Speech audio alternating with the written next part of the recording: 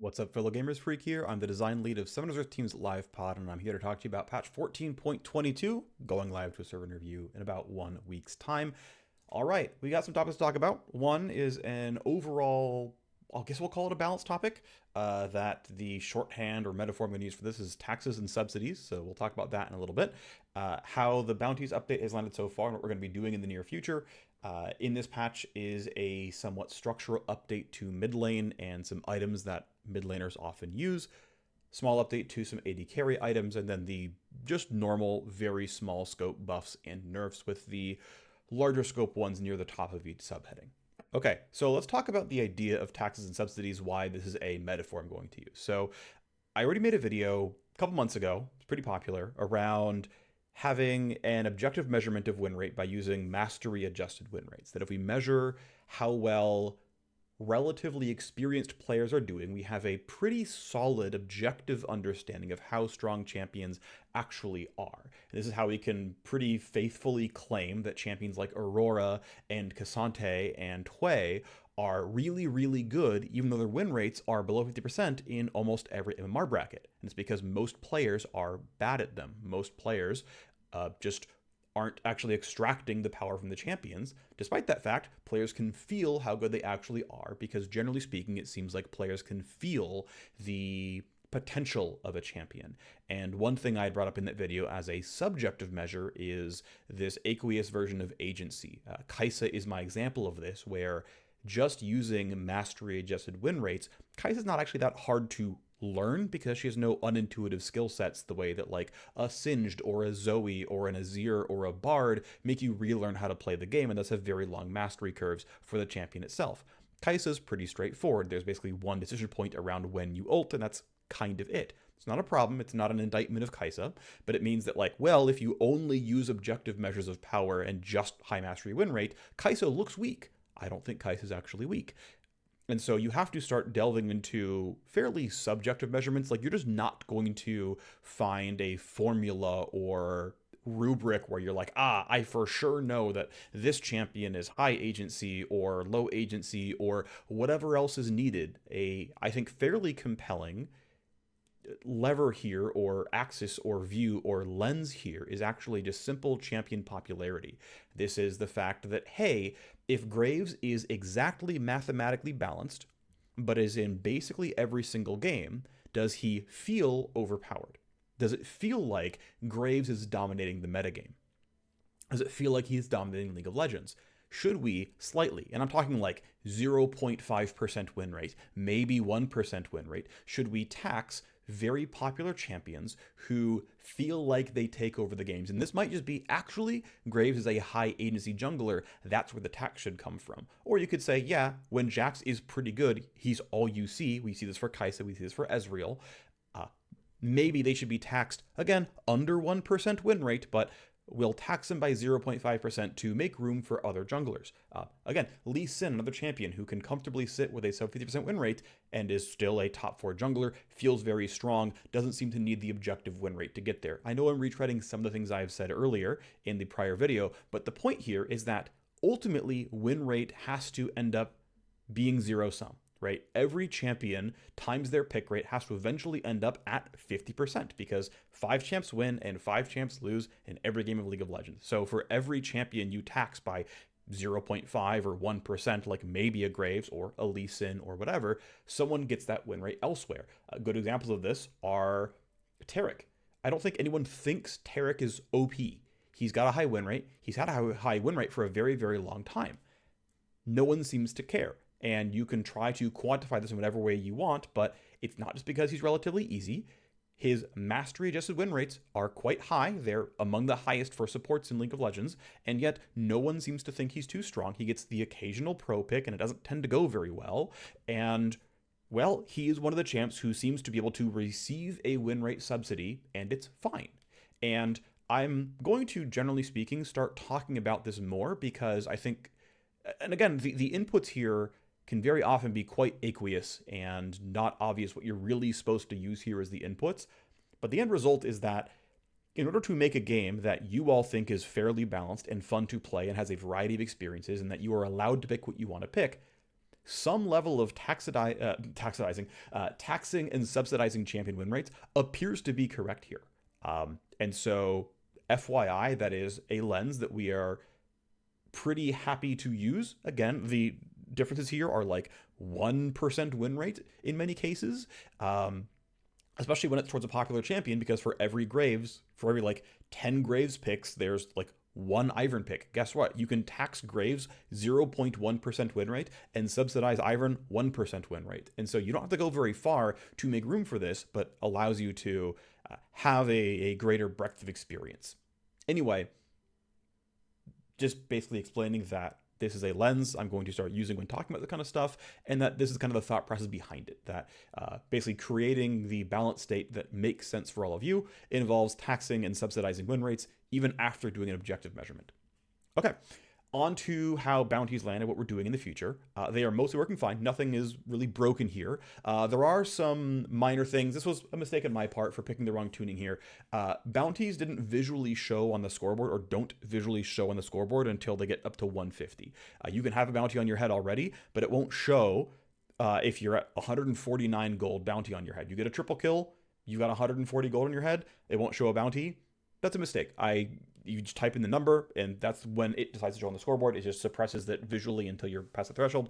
That's changing from 150 to 100 this patch, so much like pretty much most versions of old bounties, though I believe CS bounties could put you at 50 before.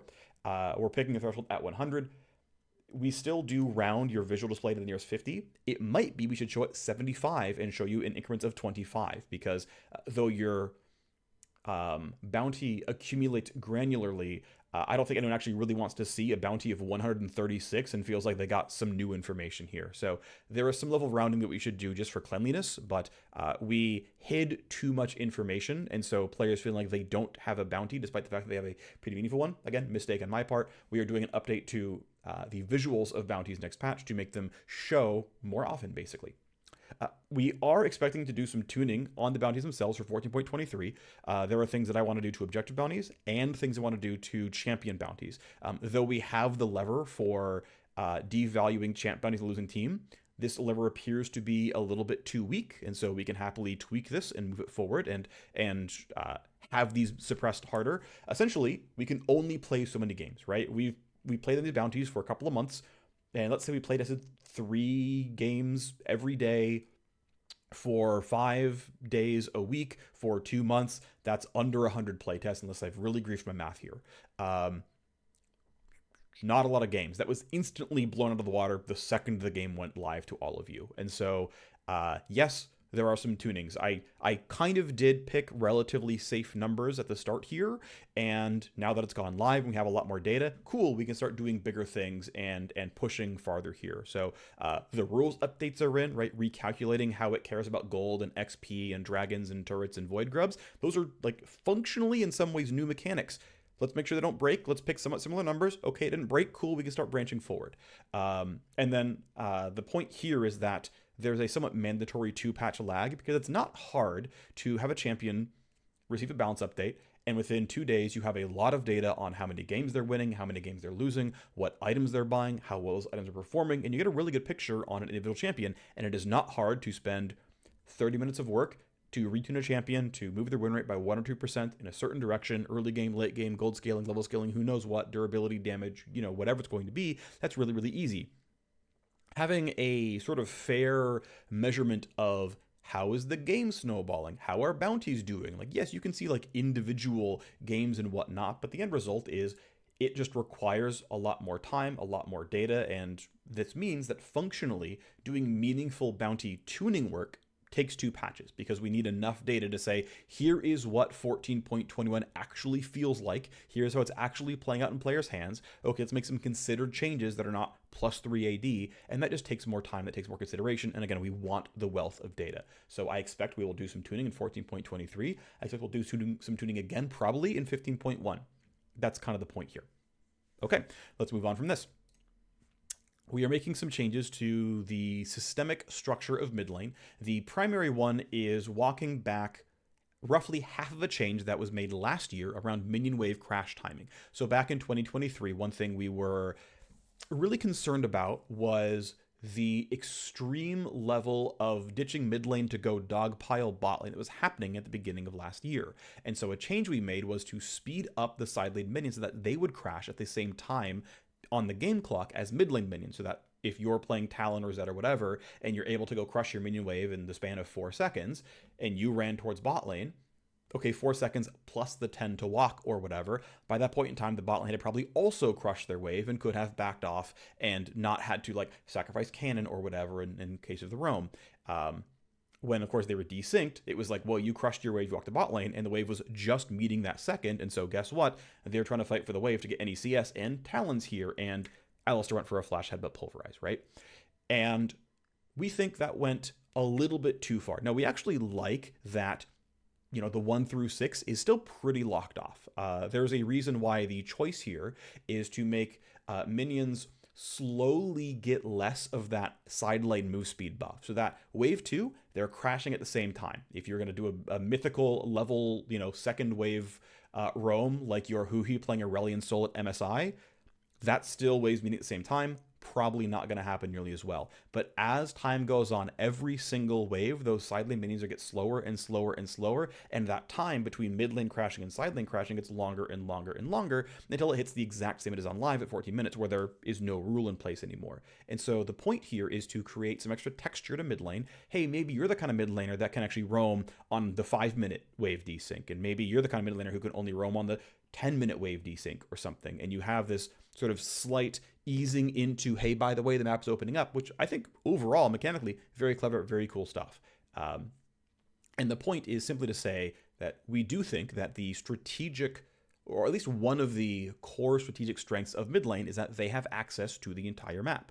Right? They are close to enemy red buff, close to their own jungle, close enough to the side lanes that they expect to want to move out and go interact with the rest of the map. This is just a core strategic thing that mid laners have access to via the structure of the map. And I think it's fine. And, you know, generally speaking, we agree on the Riot side that playing into that to some degree makes sense and is a good thing. And so that's something we're doing here. Next point is we are making a very small nerf to Summoner Barrier. It is basically default the best summoner spell here for AD carries in bot lane. They don't go Ghost anymore. We'd like that balance to be a little bit closer so that AD carries aren't always walking around with 300 bonus health, which makes them quite hard to assassinate, of course. I had hoped that some mid laners would be willing to run Barrier. We don't seem to see it all that often, unfortunately, though I think the rune is fine. Ultimately, though, bring it down a little bit, which means assassins will have a little bit better time killing these champions, but also some of them will switch back over to Ghost or decide the opportunity cost against Cleanse is low enough now or whatever else where the barriers themselves will be a bit weaker, but also they'll run against barriers less often. And so, yes, the point of an assassin is to one-shot you. This is how this class works. We need to cater to that. We need to make sure that they can do their job. It is your job as a squishy to be able to play around that or wait them out, because if they're just sitting in bot lane tri-brush or whatever, they're losing a wave if they don't act. And if you're under tower, they're losing a wave. You lost half a wave, lost an entire wave. Your mid laner's killing turret plates. It's all going to be fine in the end. And some of this is going to require you to play strategically around the assassin. Some of this, of course, you'll get screwed by your teammates not peeling properly. This will also happen in the game. League of Legends is a complex game with a lot of interwoven parts. That's just how it goes. On the AD Assassin Pacific side is Opportunity and Yomu's Ghostblade. They're basically trading stats. So Yomu's is losing 5 AD and gaining 4% move speed. Opportunity is losing 4% move speed and gaining 5 AD. And the very smooth brain take is, wow, if you buy both items, nothing has changed. That's very silly. Most champions don't buy both items. Most champions either want a bunch of burst and buy Opportunity, or want to roam a bunch and buy Yomu's. If that was what you wanted, they're better at that job. If you are good at itemization, and I hope that most of you Assassin players are, these items are now better for you for what they're already trying to do. This is functionally a strict buff to Assassin itemization. Of course, not all Assassins are buying these items, and I guess some of them maybe really, really wanted a halfway between item that gave them some burst and some mobility. I guess it's kind of not there for you. Yomu still does have 55 AD and 18 lethality. It's got plenty of damage, but it's definitely the go fast Assassin item now, and generally speaking, having items that have stronger specific purposes, a positive thing for the game overall. Another thing about this, though, is that in the nearest future, we are, I mean, this is probably talking about it a little bit too early, but we talked about it some today. I'm pretty sure we're going to start working on it in the very near future. A deeper look into melee versus ranged champion dynamics. This is something I brought up earlier, which was that Though I thought at the time the 12.10 durability update made sense. They wanted to slow down combat pacing. It was very effective at doing that. There was some collateral damage, things like assassins being not viable, and there had to be some very quick pivots to make that work. There were small. Then we had at the beginning of 2023, we had a bunch of AD carry supports because when everyone gained 70 health, suddenly you couldn't burst someone out. So all they wanted to do was right click you because there wasn't a point to play Talon or Blitzcrank or whatever because they were too tanky. And we're in a spot right now in generally speaking, the mid lane sphere, but also in top lane, where melee range dynamics are mostly that melee champions have to sit there and suffer and rely on Dorn Shield and Second Wind and Fleet Footwork and just sit at 25% health, maximize sustain, just don't die, and then eventually we get to level 6, level 9, whatever, they finally outscaled the AD carry who's just right-clicking them in lane. Hopefully, fingers crossed, let's go. And of course, if you're a generic solo queue player, those champs are still squishy enough that, like, for the most part, Tristana and Corki and whatnot have generally never actually had really good solo queue win rates. Lucian, etc., etc. Turns out when you're Chovy, you're pretty good at this kind of stuff, and so you can actually push your leads all the way. Anyway, the point here is we're going to be taking a pretty sharp look at what we want these melee versus ranged matchups to actually play out as. Obviously, not all of them are going to be bursting you. Cassante is not going to be able to reach Smolder in lane, ever. That's still going to be a counter matchup. That's not going to change. But what does Jax, what does Aurelia, what does Akali, what does Sylas do in these lanes? Should it be a little bit more tilted toward them bursting out, a little bit less of them sustaining through it? Things to look at, things you're going to think about, and we're going to hope to have some changes to make 1v1 melee range matchups play out in more interesting and engaging manners overall, is generally speaking the goals here. All right, we of course also have some changes to AD carry items. Really, it's Static Shiv and Yuntal Wild Arrows. So Shiv is basically a redesign for, I guess, design quality is going to be the phrasing here. I'm not going to do the work here, so I can only paraphrase all the thoughts and considerations here the designer went through, because I don't know every single thing he thought about here. But generally speaking, the goals were, hey, the generic wave clear item you buy shouldn't randomly chip the opposing lane champions. This is not what this item is for. You shouldn't randomly be chipping them. Okay, I buy that. The second one is, hey, this item shouldn't just like randomly trigger 1,000 damage across every team fight. That's not really the core AD carry thing, is like random surges of damage across the entire enemy team. Yeah, also pretty reasonable. Also, he didn't like, I think this is more debatable, but I think it's fine. He didn't like that there were these optimizations where it's like you kill a minion, you trigger Static Shiv, and you're like, wait, I need to wait for my item cooldown, let it tick down. Okay, now last hit the minion. Like, I have to do these like sort of moves back and forth hitting the wave because I want to maximize the number of Shiv procs. I can understand if you think that that is a desirable thing for the item. This wasn't like unanimous, but we don't design by committee. The designer owned this project, and he went with it, and I thought it was fine that what he built here, so it's in the game now, or going to be in a week. So Shiv's new passive, because both Electroshock and Electrospark are basically ripped out of the game, they are different now. What Static Shiv now does is it's on vaguely an Energize-like cooldown cadence. It is your first 3 attacks will each shoot 5 target chain lightning. That means, and the cooldown starts at like 20-something seconds. And what that means is that basically you buy Static Shiv, you're like level 7 or 8 or whatever, and the wave meets, and unless you want to literally not last hit the first 2 minions or like only use spells on them, you will hit the wave. It will hit 5 out of the 6 minions or 5 out of the 7 minions over your first 3 attacks. Maybe you kill the first minion with attack 1, so now on attack 2 you're hitting the second minion, which by the way still means you're hitting only the 5 minions left in the wave, and so you're generally speaking not going to chip the enemy champions when last hitting on the wave. Cool. This cooldown resets on champ takedown, so instead of the Electrospark hit everybody, you just get your 3 attacks back.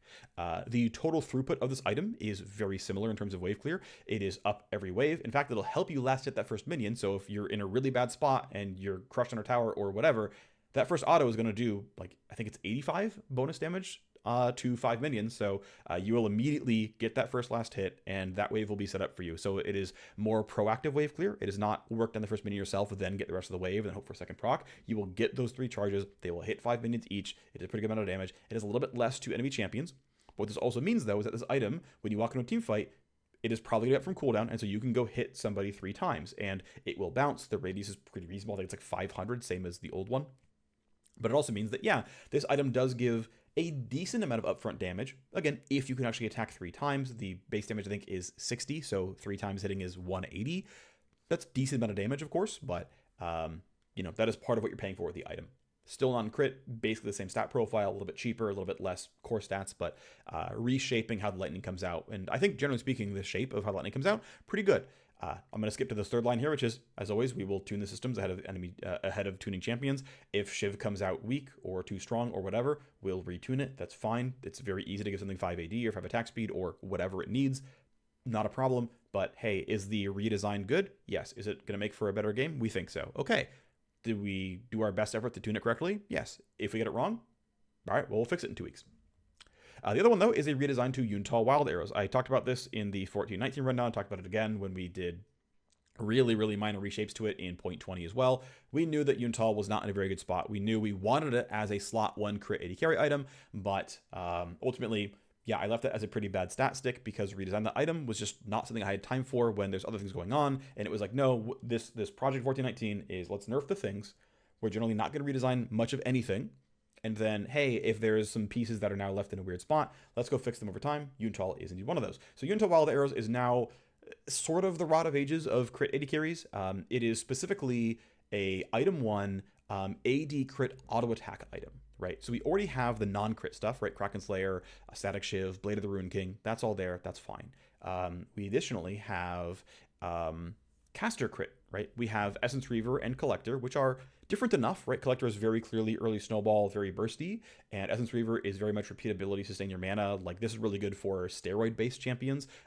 Tristana currently under-builds Essence Reaver. This item is very, very good on her. It basically lets her go, let her have a lot more Qs, which is pretty valuable, and have the mana to press Q every single wave and never be concerned about that. Sivir's in this boat as well, but she's already doing that. Zaya's in this boat. She likes it as well. Normal stuff here. And so we have those two. We have caster 80 carries well covered, but what about the auto-attacking crit 80 carries? Champions like Jinx, somewhat Zeri. Let's give them an item that they feel good about. And so enter Yuntal Wild Arrows. As a specific carve-out here to make it distinct and play into the power curve of this kind of entire slew of champions, it is actually weak on slot 1. It is generally going to be weaker than Shiv or Collector or ER when you all complete slot 1 and you're sitting and landing each other. But what Yuntal does is it scales up over time. You gain 25% crit chance over time by attacking. And every attack, you gain 0.2% crit chance. You do it enough. Congratulations. You've now got a hyper-efficient item that is better than every other crit item in the game that's not named Infinity Edge. Because it gives you a good amount of attack speed as well, you're probably safe to go Yuntal right into IE and then feel good about LDR. Or maybe actually it turns out you do want a second attack speed item, you really want Hurricane. Okay, that's fine. You've got a pretty solid amount of AD, you've got plenty of AS, and you are more than happy to build IE on your third slot or something. I do honestly expect this to cut down on the Zeal item purchases a bit. This item gives a pretty good amount of attack speed, but hey, it is a third synergistic stat. It's very rare to have this here, but it is coming in. Not only are you, by the way, scaling your crit by auto-attacking, there's also a new passive where when you auto an enemy champion, you gain attack speed for a few seconds. It's kind of like the old lethal tempo that gave you attack speed for a few seconds. That's what this is here. So it's like a mini Hail of Blades or slightly old lethal tempo or whatever, but says, hey, if you can walk in, the point here is to take a trade that's like 4 or so seconds long to actually use the attack speed buff. Otherwise, you're not doing what you're doing. So very much playing towards extended combat patterns, very much playing towards scaling and feeling very distinct from the ER and Collector power spikes, but I think it's actually pretty cool overall. Now we're going into some mid-scope, mostly low-scope buffs and nerfs in this patch. So Swain, of course, landed weak. Swain lost about 6% win rate. We were not hoping for that. We were hoping, this just wasn't what the hope was here. So obviously Swain is pretty weak. We think he's probably around 2.5% underpowered, maybe less than that if players get better at their builds, but we're actually giving him a bit more than that. We think this is going to be like around 3.25% win rate, which means he's going to be around like 51% in mid and probably top as well, and pretty close to that in support.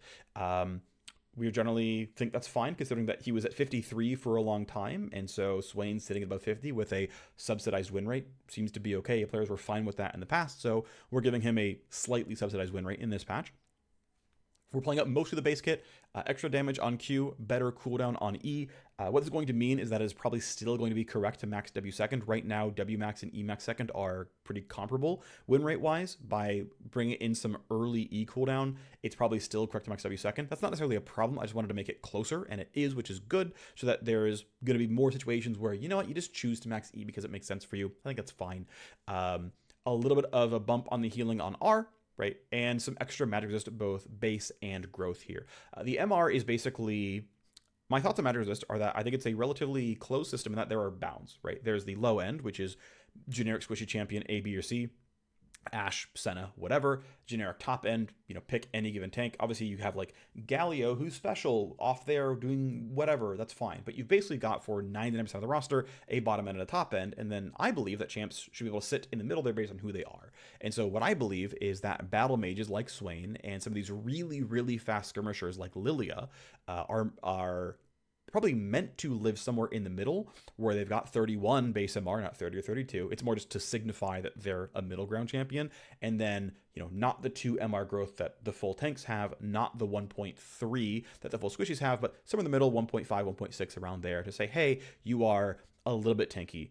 Right, you are meant to take some damage here and just sort of be in the middle ground resist-wise. Of course, being MR, it will be a little bit mid lane skewed, which is a good thing to try to give this guy power that's not just in bot lane. Generally a pretty positive thing here.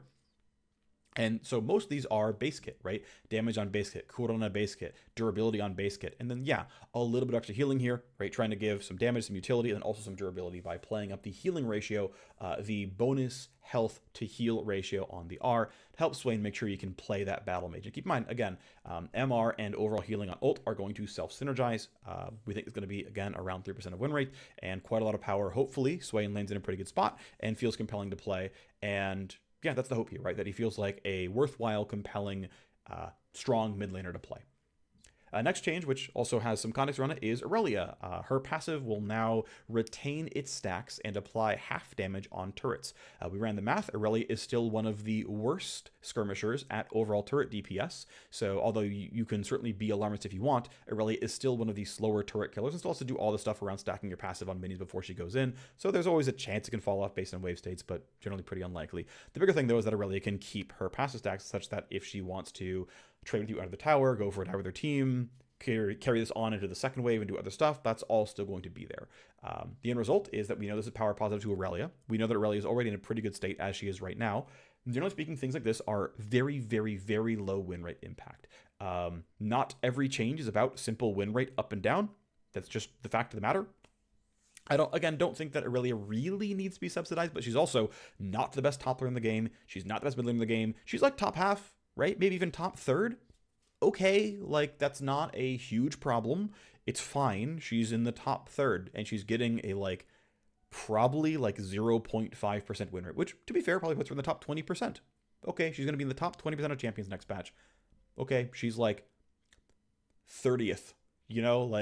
okay, that's pretty good. And at some point probably should nerf her if her ban rate climbs and she really picks up as a highly threatening top lane mid laner. Okay, yeah, we can absolutely nerf her, but giving her a really feels good quality of life change that we know does give some win rate. We know it's going to give some win rate, but holding back on no, you're not allowed to have any quality of life change to make your champ feel better to play, make your champ more fluid. Now we're going to ship that stuff. We're going to make the champion feel better because it's important. Next context change is Maokai. The first thing we're going to talk about is the E adjustment. We are basically going back to an older version of Maokai E, where the move speed of saplings is based on his champion level and not based on which boots of speed he has or hasn't bought. Though it was certainly interesting, and I, as a support Maokai player, was happy to rush Swifties and have the best saplings in the game. We're just kind of not a fan of that actually being the optimization. Though I specifically myself actually added the rules text to if you hold shift and hover over your E, it will say sapling move speed is based on what boots you buy. That still felt like such a weird, esoteric, very individualized mechanic that isn't really all that fun to engage with. You may disagree, you may feel otherwise, I can understand that, but ultimately going for a one less strange rule that I don't think Maokai players, generally speaking, really enjoy. And so just going back to, it scales on champ level, it'll be relatively similar to, we think it'll be win at negative, but relatively similar to the live situation that it is overall. That said, Maokai is weak in support, very weak in jungle, and kind of pro deal, though he's right now the number 3 tank jungler, so it's not a huge deal. But Maokai is actually currently already a pretty good top laner, as we saw by pro teams finally playing Maokai top for the first time in years. His champ has been really good for a very, very long time. Maokai top has some problems around not having very interactive laning phases. He's kind of got the Skarner problem of he has these zero context skill shots that just kind of always land and kind of spam on you. There's issues with Maokai top's laning pattern, unfortunately. But at the end of the day, This champion deserves power in jungle and in support, and so we're hoping that these changes are very, very, very slightly on net jungle and support skewed. If we have to do work to figure out how to work out Maokai top, we can. It's not pressing right now. He's not super popular, so it's not like on fire by any means. But essentially going for bringing back the 5 base move speed that we had tacked down a while ago, because what we were dealing with Maokai back then was his support win rates were way too high. His jungle was nearing pro jail basically, and top lane Maokai seemed to be not causing any problems, so we went for jungle and support skewed nerfs, because I just didn't want to bring Maokai top to like this really bad 48% win rate just to get Maokai support into a good spot. I didn't want changes that, you know, didn't skew support back then. Obviously, I know it felt pretty bad to be a relatively slow tank. It does feel bad, don't get me wrong. But hey, we're in a spot now where we're in the opposite situation, where we have room in jungle and support. And so let's quickly give this back. He is now basically average move speed for a tank. 335 is actually the mean move speed of tanks in League of Legends. Weird passives like Rel notwithstanding. And then also just giving some base HP. This will tend to matter more for lower leveled lanes like support and jungle. Top lane gets the most, so he should generally get the least out of a base HP buff. Again, of course, top lane Maokai will get some win rate off of base HP and base move speed. This is expected. Could there be some work done to make to make top Maokai's laning pattern more interactive? Absolutely. I think there's stuff there, stuff I can think of. Regardless, that's the context behind Maokai. But again, goal is win rate positive. Blitzcrank, very simple change, just making him more deadly. We've nerfed his durability over time. We've nerfed his damage over time. Blitzcrank is now overall fairly weak, so we want to give him some power back. So we're just reverting a nerf to his E because, hey, Blitzcrank killing you in lane is fine. Briar, very simple buff. Briar is very low elo skewed. She's also very difficult. So anytime you see Briar's win rates being low, oftentimes that's players that are bad at her. She is still one of the steepest master curves in the game. Turns out you need to know a lot about how the fight's going to go, because you're going to die instantly if you guess on your W incorrectly. She's actually quite difficult, and yeah, her counterplay really, really exists, so she's low elo skewed. Generally speaking, for most low elo skewed champions like this, we tend to balance around the inflection point being roughly Emerald plus. This means Briar is OP in low elo and underpowered in really elite MMRs, and the inflection point is around the top 15% of players, which means for 80% of players, Briar's quite good. For about 10% of players, Briar's not very good. I think that balance is relatively okay. I think that's fine for skewed champions like this to roughly target moderately high MMR as the inflection point for any champion that is skewed like this. You may disagree with that inflection, with where that inflection point should be, but that is what I believe. Anyway, that said, base HP, Briar is actually very squishy in the early game. We have a lot of room to give her more early game durability if we wanted to. And additionally, by doing early game buffs, those tend to be elite skewed, and so we can, reshape Briar a little bit, maybe bit by bit, maybe. I don't think we're gonna do any patchwork anytime soon, but hey, when there's room to just tap Briar here, tap Briar there, whatever, okay, well, we can buff the early game durability. It's gonna be slightly elite skewed. We can slightly flatten out that slope. Fizz, pretty simple buffs. The designer who did these buffs just wanted to give him some damage scaling back since his items had been nerfed, and his AP ratios even had been nerfed over the recent past, and so chose somewhat scaling damage for his reliable damage output tools. The Q and W are basically guaranteed together. You hit at the same time. You just hit somebody with both buttons, so power goes into there. Not much to say, right? This was one of those very simple, like, let's just do a buff, give him 1% win rate, and move on. Katarina, another one where we're expecting 1-ish% win rate here. Ranks 1 through 4 E cooldown, rank 1 R cooldown. We expect these to be skewed towards high mastery Katarinas. We expect this to be skewed towards her winning her lanes more aggressively. And as I mentioned earlier, right, having melee versus range matchups play out a bit more aggressively and with a bit more finality, giving early game damage to an assassin-ish, it's kind of a skirmisher, whatever, like Katarina, to me is reasonable. Right, being able to just go for R trades more often because the cooldown is reduced by 15 from 90 to 75. Pretty meaningful change there. Just going for trades, going to try to aggressively damage your enemy champion. And E cooldown means she doesn't have to max E to access mobility quite as much. Second round of buffs, these are all really, really small, like one-line changes basically. Kayle gets rebuffed the ability power ratio on the attack speed for her passive. I know this is something that August had wanted for a while. We gave her the mana buff. I'm happy we did. I'm actually glad that we made Kayle W not garbage to cast. I'm sure there's plenty of things that Kayle players really want. Like, they want to do a bunch of damage late game and whatnot, but I also think making spells functional, even though it's not what players want, in some cases what champions need, and that is my belief. I am actually a firm believer in that Kayle W buff to make that spell not just bad. I think like there's plenty of spells that don't need to be good, right? I don't think it's important that like Ashe is excited about Hawkshot. I don't think it's important that non-AP Kaisa is stoked about W. It's like, well, it puts marks down that she can ult. That's fine. That's not a problem here at all. Some things are meant to be high excitement, some things are not. But I do think it's important that your spells are at least functional and at least not traps to press them. And I thought the KLW buff was kind of needed to make that not false, basically. Anyway, more attack speed on passive, much else to say here. Rumble, base HP. We are not on a pro season with this patch. Rumble is accounting for champ mastery, a bit weak. You may think that Rumble is meant to be taxed a bit for his low counterplay landing phase. I could understand that. Regardless, Rumble is pretty low power for accounting for champ mastery for players, so roughly 1% of win rate of base HP.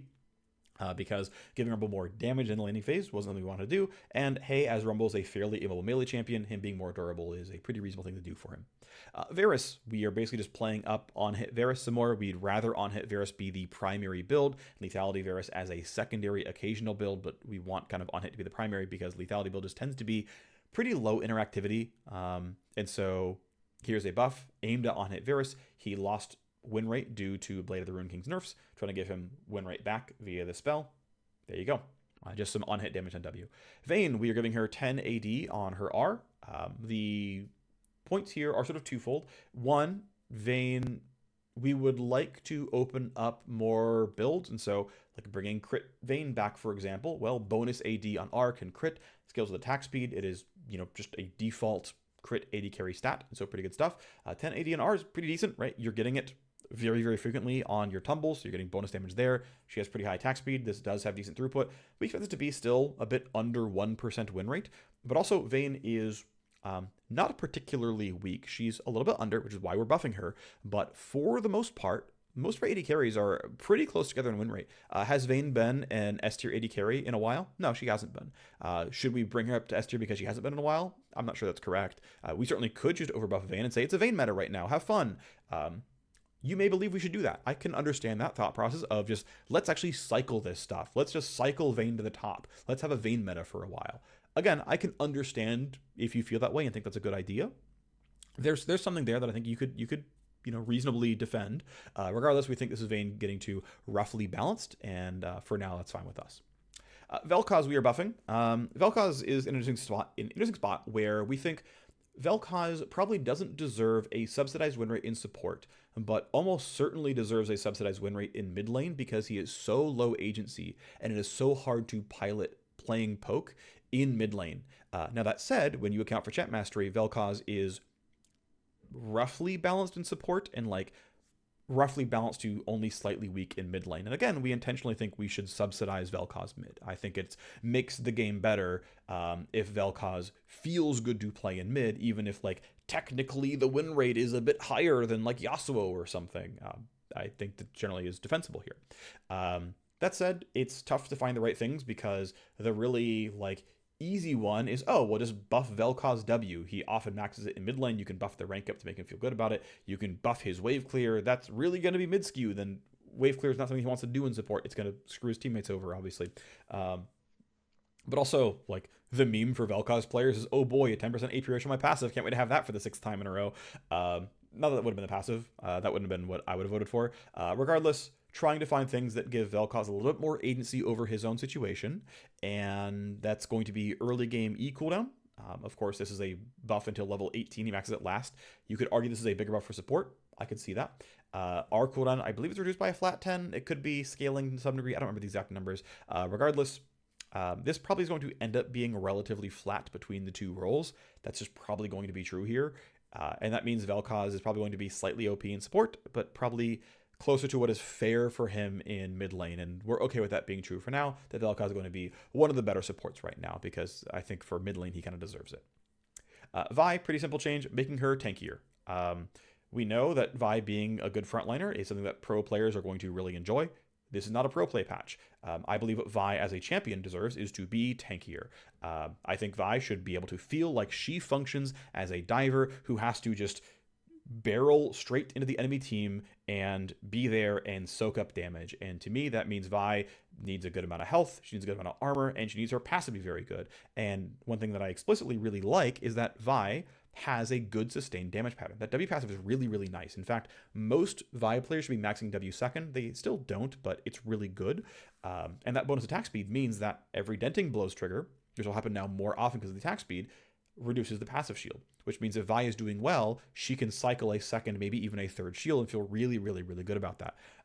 I am, generally speaking, a fan of nudging more melee champions, especially the like really fair diver sized melee champions, to have the ability to go like infinite a bit more. The cool thing about Vi is that because the shield is not a heal, she can't ever really go infinite, or else will still slowly drop over time. But to have high repeatability, and have that repeatability be, I'm really durable, I'm a melee champion, I'm the third tankiest class in the game, tank, juggernaut, diver, third tankiest class in the game, should be tanky, right? Should be tanky, tankier than 80% of the roster, 70% of the roster, something like that. Right, and so I'm a really big fan of making sure that these tanky class of champions are actually tanky. Vi's passive shield caring about gold is actually pretty valuable here. This is a nice thing. Generally speaking, gold scaling junglers tend to not be pro skewed. I know Skarner is the #1 jungler in pro play right now. He's also very OP accounting for champ mastery. So it's like, wow, the really OP champ is really OP in pro. Sounds like we managed to make a tank that is not pro skewed in the jungle. Have you seen Maokai's win rate? That champ looks like trash and is the #3 tank in pro play, and he has no gold scaling almost anywhere. I'm generally pretty confident that this formula and lens kind of works. Regardless, Vi passive, of course, again, makes her tankier for the tank Vi players in pro, but it also is specifically gold scaling tankiness, which works the other way around. And so moving in that direction for Vi. A lot of time spent on increasing this by 2% HP, but whatever. Wukong is getting a buff to his W cooldown. It is getting front-loaded so that the desire to max W for cooldown is basically cut in half, as it turns out. And we know that spamming clone is a jungle skewed buff. We actually like to buff both top and jungle equally. So to compensate that somewhat, we are buffing his base mana by, I believe, 30, which is going to do nothing in jungle and be a bit top skewed. So the goal is about 1% to both top and the jungle. Everywhere in the world, basically, Wukong is a more popular jungler. There is still a real top lane Wukong player base. We want to keep that dream alive, make him feel good. But Wukong, pretty straightforward, pretty easy to play, and generally just kind of weak right now. On to the nerfs. We have as many nerfs as buffs in this patch. The first one, the biggest swing, is Udyr. So we're actually swinging pretty hard on Udyr. We're aiming at over 2% win rate worth of nerf onto jungle Udyr. The simple one is we're just simply nerfing the rank up damage on R. Qmax Udyr appears to be roughly appropriately balanced, so we're not making any changes. We are only nerfing R max Udyr, which is very clearly much, much better than Qmax Udyr. So the changes are localized to Udyrs who, basically only Udyrs who put more than 1 point in R. Seems easy, for the most part anyway. We're nerfing basically the base damage on rank up, and we are nerfing the per level scaling on the empowered R max health damage. So there are 2 hits here. The overall output's going to be that R is going to do about 10% less damage on a Leandry's build. If you don't build any ability power, the nerf is a bit bigger, but he basically always builds Leandry's. The second one, though, is an interesting bug fix / nerf. So first, the bug fix. Udyr's R, in its scripting, pointed to the minimum damage per hit to monsters and the maximum % health damage cap to monsters. By the way, both these are just for the R2, the empowered R, the max health damage in R. These only mattered for R2. Both of those actually pointed to the data for his Q. And so the designer who nerfed Udyr back in 0.20 or 0.21, I forget which one, and he's like, wait a second, I'm looking at these mods and I'm like, hey, by the way, actually it's pointing at his Q, not his R. I'm still going to nerf the things like the normal way, but hey, by the way, this is not like built correctly. And so this patch, he fixed it and put new data into the R and then pointed to it in the scripting itself. Very smart bug fix. Good job. Way to go. And then, so I'm looking at this and I'm like, okay, well, I want to nerf Udyr, right? And all he did, by the way, was like replicate numbers, right? So, there's some new data in Udyr R and it's just replicating the numbers it was looking at in Q. So, okay, fine. So if you data mine it, you'd be like, oh, there aren't any actual changes. It's just pointing at the correct numbers now so that we can now change the numbers inside the R files, because of course we should, right? Okay, that's been explained. Anyway, I went to go nerf him. I'm like, hey, you know what? I'd like to be jungle skewed a bit here. We can give him, -1.5 or so in top lane, but let's give him a bit more in jungle. He's more OP in jungle than in top lane, so I'd like to do some monster mods. And I'm like, okay, so this champion actually has a 400% AP ratio on the monster damage cap? He's like, yep. Huh. Should fix that. Because yeah, it was looking at the Q, like the empowered Q damage cap, and then dividing by 2 and saying that that's the damage cap against monsters, which means the damage cap for Udyr R on live is something like 60 plus 400% AP plus 800% bonus AD for R2, which understandably is an extremely large damage cap. That's clearly very silly. So that's not the case anymore. Now that it's been, exposed very cleanly in the R, it's like, well, there is a tooltip to fix, which will be fixed next patch, which is around what the minimum damage is. It's still there mechanically, and nothing's changed about this one. But now that the bonus damage is actually exposed, we can point to it in the tooltip and change the numbers. And anyway, the R monster damage cap is significantly nerfed. Now, he doesn't cast R2 all that often because Q2 is often the better thing for killing things like Gromp and Red and Blue, but there are times where the R2 is going to matter, and hey, that has been nerfed here. A lot of time spent, but I think it was an interesting enough story that I wanted to tell it. K'Sante, we are generally speaking pretty happy with how K'Sante has landed. Of course, he is a bit OP. He, is a little bit too strong after the micropatch buff. That's fine. The cool thing is he's getting a lot of play rate. That, hey, this champ is about 1-ish% overpowered. Okay, we should nerf him then because we should make him appropriately balanced. But we are hoping that this version of K'Sante is not strongly pro-jailed as a champion who can be, again, appropriately powerful, but he's hard and relatively new, and if he's not extremely elite skewed and extremely agency skewed and all these other things, then he can just be balanced and fun and a good champion.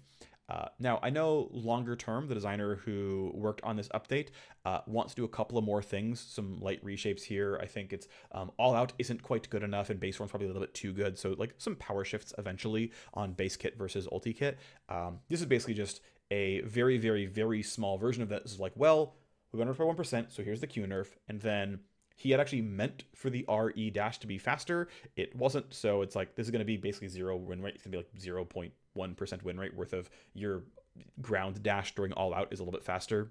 Again, this is not actually meant to be win rate impacting. It's just meant to be like, this was intended from the start. Here you go. This is what's supposed to happen here. And then at some point when he has time, he's really busy, also really smart, but really busy, he wants to do some light reshapes around where K'Sante's power budget comes from. But again, we're actually pretty happy. I'm personally very happy with roughly how he's landed and what's kind of going on here. Corki was overbuffed last patch. Not much else to say. What's interesting is looking at adjusted mastery win rates. Corki basically has no mains in bot lane because the last time Corki was a bot laner was about 8 weeks ago, and the last time before that was 8 years ago. So there's like no high mastery Corki players in bot lane. They're all mastery 3 or 4 or whatever. Those mastery 4 Corki players, champ looks really shattered. So we're nerfing by about 2% win rate. Maybe slightly north of 2% win rate. That said, there is some build optimization to be had, so some of that might get unwound by just players building him better. We'll keep our eyes peeled. But essentially, mid lane Corki players actually have mastery on him because he's been a mid laner for a long time. And so what's really cool is that bot lane Corki has about a 2% higher win rate than mid lane Corki. But bot lane Corki's players have no idea how to play Corki, and mid lane players kind of do. Yeah, obviously, like, he's been changed a fair bit, that mastery doesn't really apply apples to apples, but like, it's still most of the same spells. How you navigate a lot of stuff is not that different, right? Learning the Q skill shot, E-facing, R weaving, all those things, like those skills are still there, right? But it's like, you learn package and that one's gone. Okay, fine. So the cool thing is that this means that Corki is, from what we can tell, extremely bot lane skewed, which is awesome because if that's true, right, and players slowly learn Corki over time. Like, Corki right now is like the top 10 pick rate AD carry. Now, again, he's overpowered, so that's driving it a lot. I don't think Corki's going to be long-term very popular. I don't think that's going to be true. I think he's going to like live in the Callista Kog'Maw, like technically balanced but not very popular sort of world. I don't think we're meant to subsidize Corki. I don't think that's true. We'll see though. Maybe we're allowed to. I just don't think it's true. Regardless, Corki again quite OP. But still, though, like, can we hammer home this mid versus bot skew thing? So we're going after stat growth because stat growth is a really easy way to say, hey, screw you. Please get out of this high XP mid lane. Please. AD growth basically just compensates what he got out of his passive. His functional attack damage level 18 is still over 100. That is, I think, not quite the bare minimum, but like, generally speaking, would like champions to, if they are auto attackers, that their right click deals 100 damage to minions without interference. And then, of course, every Doran's Blade, every stat shard, every item he buys is 20 or more % better than that. So like, his real AD on an actual champion, obviously very, very high. So yes, he has like the lowest AD growth of any champ not named Senna, but he also prints 20% more, and that 20% more also bypasses armor, which means it's actually 40% more in a lot of contexts. he doesn't lack for actual auto attack damage. Anyway, AD growth going down. The other one is mana growth going down specifically. This is because Manamune is twice as popular in mid lane as it is in bot lane, and Manamune is the one mana item that cares about your base mana as well as your bonus mana. And so this is actually a nerf of several points of attack damage, on hit damage, and on spell damage if you were to buy Manamune, which again happens twice as often in mid as it does in bot lane. Bot lane Corki can buy an Essence Reaver. He's actually happy to do it. This item's good for him. He's happy to build crit and do this kind of stuff. And there are some Corkis who build ER, and it's probably going to be even better now with a worse mana pool. He's going to want to find ways to fix his mana, and ER compared to Manamune is now even better because restoring flat mana is just good overall. And Manamune itself is going to provide fewer stats. And so a shift towards Corki, having a spell weaving but crit play style, and we'll see how that goes. Aatrox, pretty simple nerf. This is one of the champions who you could argue is roughly balanced. He is low elo skewed. Okay, fine. That's not necessarily a problem. It doesn't mean we have to act. He's roughly balanced in top 15% player base. The thing, though, is Aatrox is probably the kind of champion that we are meant to tax very, very lightly. The target magnitude here is like 0.4% win rate. It's not a very large swing. It is a small swing because if we can tax the really popular champions who are high agency and high performing by fractions of a percent of win rate, we are then allowed to subsidize these unpopular champions that you would just never see if they weren't, maybe 1% over, or just low agency like Vel'Koz or Anivia or Taric, where I know these champions aren't in top lane, but bear with me.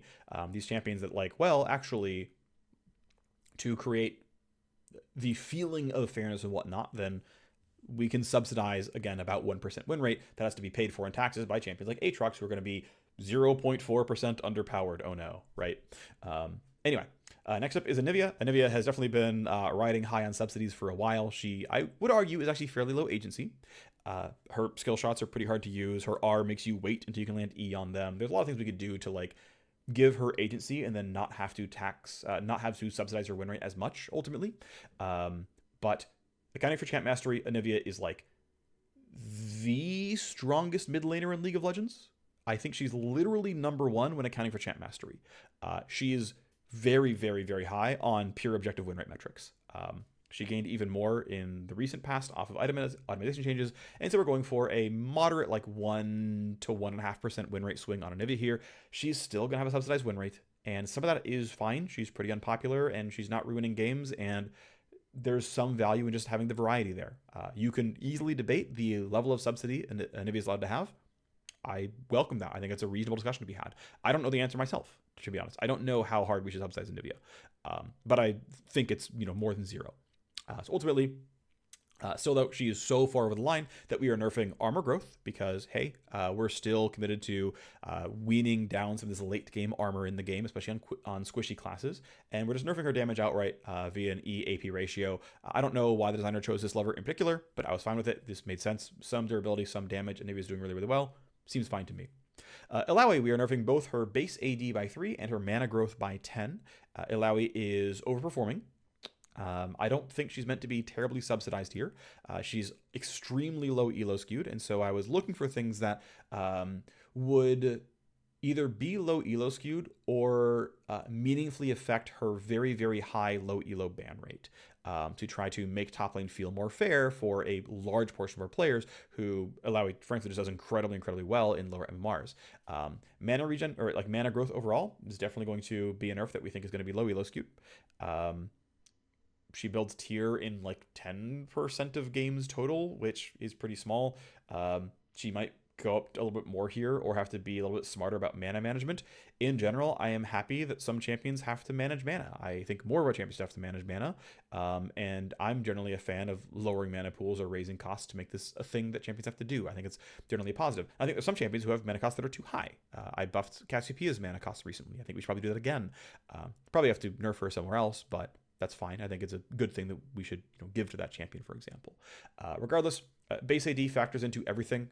Her auto, her passive, her Q, her W, every single thing goes through base AD. So this 3 attack damage nerf actually will have probably a slightly outsized nerf on Illaoi compared to other champions we nerf 3 AD on. Mana growth, again, we expect to be somewhat high elo skewed, but the hope here is that just Illaoi is going to be a little bit less overbearing in lane and that people feel like they can play against her. Jax, we're just simply nerfing some burst damage. Jax is fairly pretty much a tanky skirmisher. Should be about sustain the damage, and so anywhere where we can peel back burst damage from classes who don't need burst damage, that is a really good thing. Keep him durable. He's a melee champ. He's allowed to have good durability tools. Not a big concern there. But hey, can we lower the amount of burst this champion has? Because he shouldn't need the burst. He is a sustain the damage champion. Can we peel damage back from that location? And so a little bit of damage, like 50 to 100 off the R active, and I think a 10-second nerf on the R cooldown. This isn't going to be a lot of win rate down.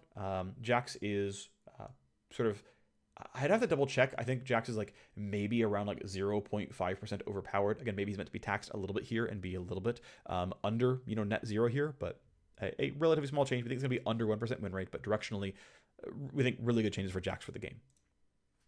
Second set of nerfs, these are all just basically 1 or 2 line changes. Lilia, again, armor growth. She is a very, very mobile skirmisher. She has a lot of self-healing.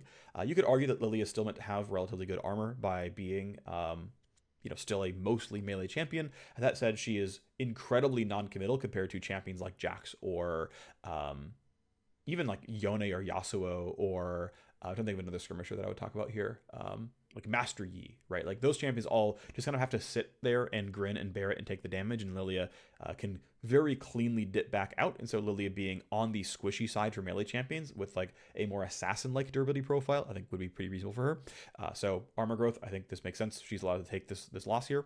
And then this is a very, very light touch, but it's just flattening her monster healing to just simply be 6.5 per tick, which is a flat 39 across the entire duration. Not a lot to say here except that like it's a way to take down a little bit of durability. Lilia actually, for being a melee champion, actually scores relatively low in deaths per game. She's very high damage, which is not a big surprise here. But Lilia actually panning out as sometimes dying, generally a positive. So this is one of the cases where I'm actually nerfing the durability of a melee champion. Mordekaiser, we are nerfing his E damage. This is flat 10 and some AP ratio here. Mordekaiser is overperforming, extremely low MMR skewed. E is a pretty low MMR skewed lever here. Not a lot to say here except that just Mordekaiser needs the nerf, and don't really want to nerf the durability of a Juggernaut if I can help it. Would rather lower his damage. There's debate that it shouldn't be his E, it should be like his passive storm damage or something. I think a lot of places we could choose to take damage down. I think passive is not an unreasonable option. We actually might change the nerf on Wednesday morning and choose passive damage instead of E here. So that like E is a wave clearer tool or something. Anyway, ultimately, some damage of Mordekaiser. He's doing far too well in lower MMRs. Poppy is the number 1 support right now. She's mostly fine in top lane and arguably a little bit weak in jungle. We're trying to do support skewed nerfs. The nerfs we did last patch were pretty reasonable and pretty on target, but she is still the number 1 support. She's been this strong for a really, really long time. People just didn't acknowledge it for a while, but we knew, and she's finally caught on, so it's finally time to swing the appropriate amount. Poppy in support buys Dead Man's Plate almost every game and buys Bloodsong really, really almost every game. She still buys Dead Man's sometimes in jungle and Thundered Sky occasionally in top lane. Actually, I guess kind of a lot in top lane, but base AD is not something as bonus AD where you can kind of like, bypass this with runes and it doesn't really matter all that much when you're just going to crit on the attack. But ultimately, Poppy support disproportionately uses base AD, especially early game base AD. Oh yeah, she also runs Hail of Blades. And so she just uses those basic attacks in sort of like sparing situations when like a gank or a dive or whatever's happening way more often.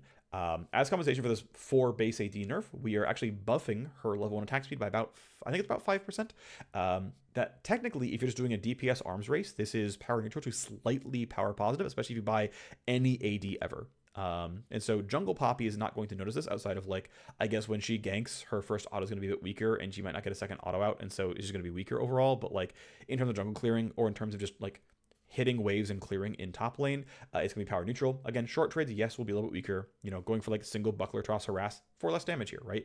But we expect it to be very strongly support skewed because she uses base AD in pretty much everything that she buys, including her keystone. Seraphine, pretty simple nerf here. Seraphine is the strongest bot laner in League of Legends right now. Very much just due for a nerf. This champion is just overpowered. So strong, FlyQuest can beat Gen G with this champion. Seraphine's really OP. Pretty simple nerf here. We think it's going to be around 1% to bot lane Seraphine, less than that to support Seraphine, who is roughly balanced, maybe slightly on the strong side, but not by much here. And so just, keeping Seraphine from being, the absolute best bot laner in the game. Next up is Shen. This is a very light reshape here as well. The primary, like the first nerf was basically nerfing, the math ends up being nerfing the R shield by about 10%, mostly skewed towards late game. This is a button that has crept up in power over time and feels just a little bit too strong overall. We know Shen players like their ability to duel 1v1. We also know that he leaves to go help his team sometimes. We still want to keep both those things out there, right? Shen's ult should not be bad. This doesn't make Shen's ult bad. This makes Shen's ult relatively back to where it used to be for a large portion of time. It's had several updates over the course of time, but like the tuning coming in for Shen R is going to be pretty much smack dab in the middle of other Shen R tuning, so we think it's going to be totally fine overall. But we also think that nerfing his ult shield by about 10% was not going to get the win rate magnitude that we wanted, and so we wanted to nerf him a little bit more. That nerf is a 1 second flat nerf to his passive cooldown. So that like using Q just to like mitigate some damage while getting poked is going to be about 10% weaker. As compensation, we are buffing the refund on spell hit by 0 to 0.5 seconds. Not much, right? We don't expect it to be power neutral. It's not the goal here. It's meant to still be power negative, but give him a little bit more late game agency over his tankiness. Again, not in a way that's going to be positive for him, but let him make up some of that by late game landing his spells at enemy champions. Next up, a very simple nerf, taking 1% win rate off of Sylas. I am of the belief that Sylas should be a taxed, not subsidized mid laner. That said, this will put him at roughly balanced, we think, roughly. By taking down health growth, this very lightly encourages buying more health itself. He's actually got somewhat inflated armor in magic resist. I think that's fine. He's got those. He can keep those. This means he's going to build health and feel good about those. And it's probably a good thing that Sylas tends to build a Rocket Belt, Cosmic Drive, things like this. Like these should be in his wheelhouse pretty strongly. And I think it's a good thing for him to be building a bit more durability because, hey, he is sometimes going to be a drain tank and try to go infinite. And that is a thing that we want to support. Sylas is not really a pure assassin, so he should have more going on than just if I land E, I one-shot you. And so instead of, inflated resists, incentives to build durability, all positive things there, but just a general nerf because the champ's doing too well. And Syndra, this actually might be too light overall, but ultimately taking 0 to 20 damage off W and 5% off the AP ratio as well. Just overall taking some damage off of Syndra. This champ is pretty win rate inflated and just deserves a pretty moderate nerf here. And that is the patch. Thanks for watching. See you next time. Bye-bye.